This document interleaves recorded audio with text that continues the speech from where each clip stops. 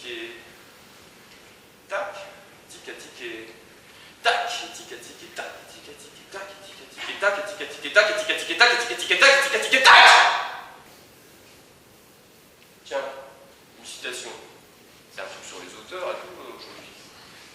Alors, Anatole France, grand homme de lettres, a dit « Le travail est bon à l'homme. Il le distrait de sa propre vie. » Marie-France, qui doit être parent, précise « Le travail est bon à la femme. Il la distrait de son mari. »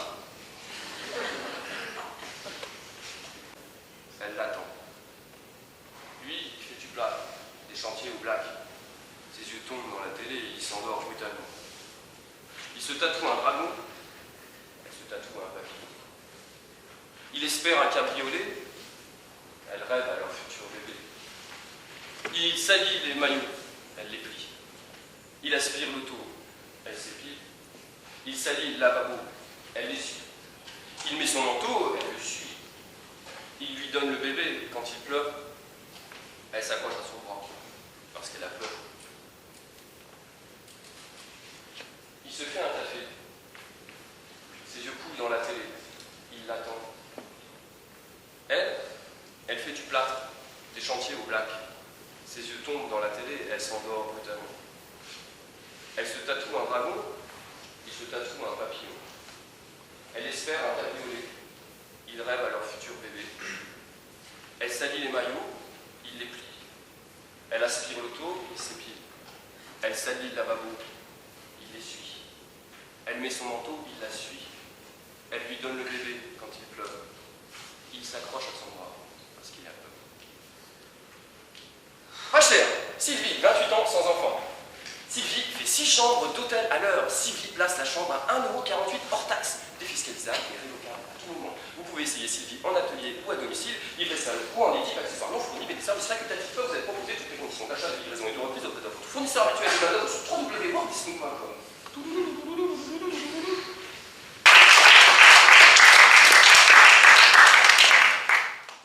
La poésie est une aventure colossale.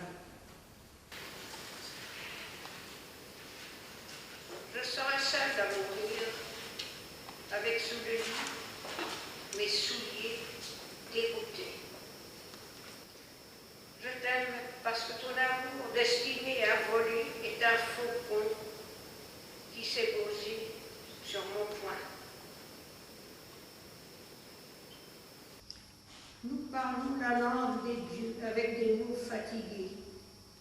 Par le poids de l'éternité, le monde se dégrade. À travers leurs paroles, la terre ne ressemble plus à la terre. Et j'ai été vraiment très ému parce que jamais la poésie d'Aristote ne se plaint. Elle sait intégrer la douleur, le vieillissement, mais il y a une sorte de sérénité tout à fait rare et qui est redoublée par une grande précision d'écriture.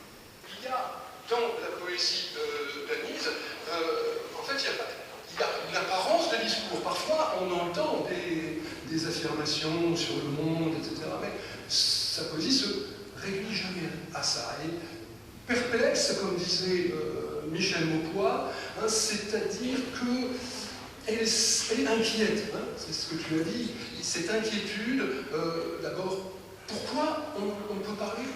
De quel droit on peut parler? Qu'est-ce qu'on dit quand on parle? Qui parle quand je parle? Qui parle quand je parle?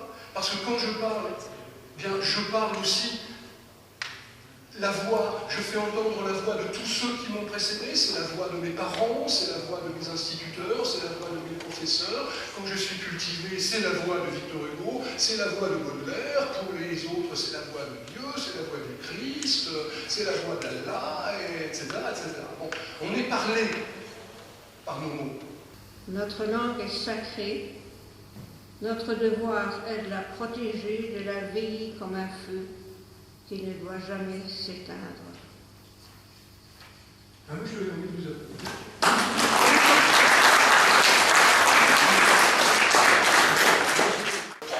Donc la ville est très heureuse en collaboration avec mon ami Dom Georges de vous remettre ce prix modestement doté, donc, petit chien. Voilà.